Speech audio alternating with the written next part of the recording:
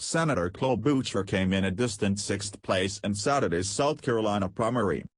Ms. Klobuchar, 59, will join Joe Biden at his Dallas, Texas rally tonight to endorse the former vice president, U.S. media report. The news comes on the heels of fellow moderate Pete Buttigieg suspending his campaign on Sunday.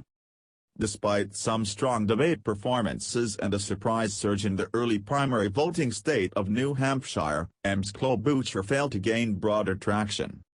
On the campaign trail, the Minnesota senator sold herself to moderate voters as the candidate who could win swing states back for the Democrats. However, her profile was largely eclipsed by centrist rivals Mr. Biden, 77, and Mr. Buttigieg, 38. Ms. Klobuchar's withdrawal comes on the eve of the so-called Super Tuesday primaries. On Tuesday, 14 U.S. states will cast their votes to determine the Democratic presidential nominee. With Ms. Klobuchar's exit, 5 Democrats are left in the race to take on Republican President Donald Trump, Mr. Biden, Bernie Sanders, Elizabeth Warren, Michael Bloomberg, and Tulsi Gabbard. With the exception of Ms. Gabbard, a Hawaii congresswoman, all are septuagenarians. 7 delegates, representatives who will cast nominating votes for a candidate at the Democratic National Convention in July, Ms. Klobuchar had won from previous primaries, are now free to vote for someone else. A candidate must win 1,990 delegates, gathered up from primary contests throughout the country, to win the nomination. Mr. Sanders, the left-wing Vermont senator, currently leads the delegate count with 60 delegates, followed by Mr. Biden with 54. All aboard the Biden Express. Seats on Joe Biden's campaign train are starting to fill up.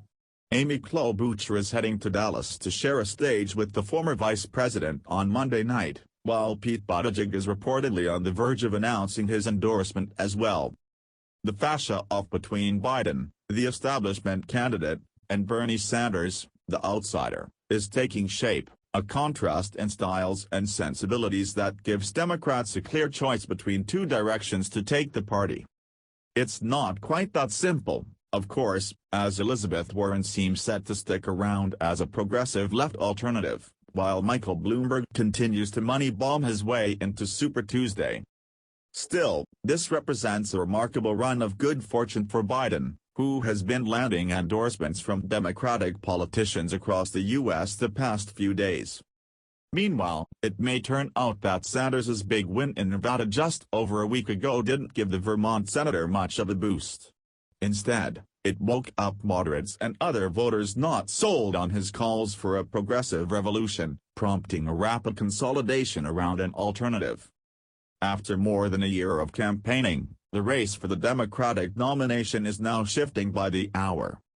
Announcing her candidacy in the middle of a blizzard last February, Ms. Klobuchar, a former prosecutor, pitched herself as a pragmatist who could appeal to voters in America's geographic and ideological middle.